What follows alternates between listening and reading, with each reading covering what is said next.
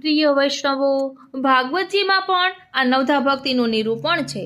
ઘણા બધા શાસ્ત્રોમાં પણ નવધા ભક્તિનું નિરૂપણ છે. પરંતુ એ બધું તો આપણે ક્યારે વાંચી લઈએ ને ક્યારે આત્મચિંતન કરી લઈએ.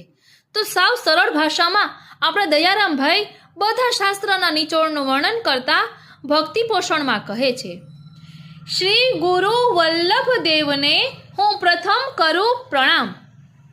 શ્રી વિઠ્ઠલ, શ્રી કૃષ્ણ, શ્રી યમુને મહાપૂરણ કામ.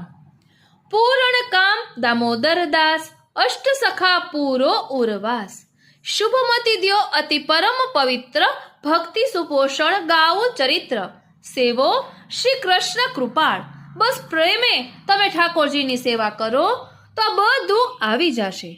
આગળ કહે છે, ચાર વેદ ખટ શાસ્ત્રનો વારે વારે કર્યો રે વિચાર. ઉપનિષદના અર્થનો શોધતા નીકળ્યો સાર. હવે શું સાર નીકળ્યો તે કહે છે, નીકળ્યો સાર શ્રી કૃષ્ણની ભક્તિ, સત્સંગમાં કરવી આસક્તિ.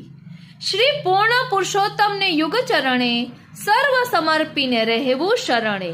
સેવો શ્રી કૃષ્ણ કૃપાળ.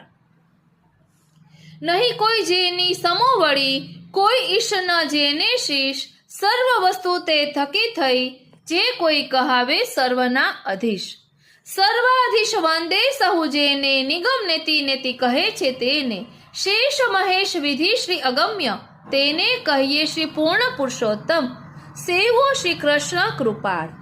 હવે આ સેવો શ્રી કૃષ્ણ કૃપાળમાં નવધા ભક્તિનું નિરૂપણ કરતા કહે છે, શ્રવણ કીર્તન શ્રી કૃષ્ણનું, સ્મરણ સેવન અર્ચન, વંદન દાસત્વ સખ્યતા, વળી આત્મનિવેદન. આત્મનિવેદન નવધા કહીએ, પ્રેમ લક્ષણા દસમી લહીએ. એ ભક્તિ સહુ સાધનતા જ, જે પામે વશ થાય વ્રજરાજ. સેવો શ્રી કૃષ્ણ કૃપાળ. શ્રવણ પરીક્ષિત શુક કરી કીર્તન, સ્મરણ કરી પ્રહલાદ શ્રી સેવન. પૂજન પૃથુ વંદન અક્રૂર આહલાદ. આહલાદ માન્યો કપિશ કિંકરતા, સખ્યતા ભક્તિ સુભદ્રા ભરતા. આત્મનિવેદન બલીએ કીધી, ગોપીજને પ્રેમ લક્ષણા લીધી. હવે શ્રવણ ભક્તિનું વર્ણન કરતા કહે છે, નામ કેશવનું કર્ણમાં પડતા, સહુ થાય પવિત્ર. શરદ ઋતુના સંગથી, જેમ નિર્મળ નીર વિચિત્ર. વિચિત્ર જળ તેમ જાતિ રે જાણો, સર્વ શુચિ સત્ય નામે પ્રમાણું.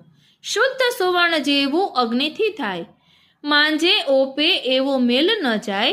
સેવો શ્રી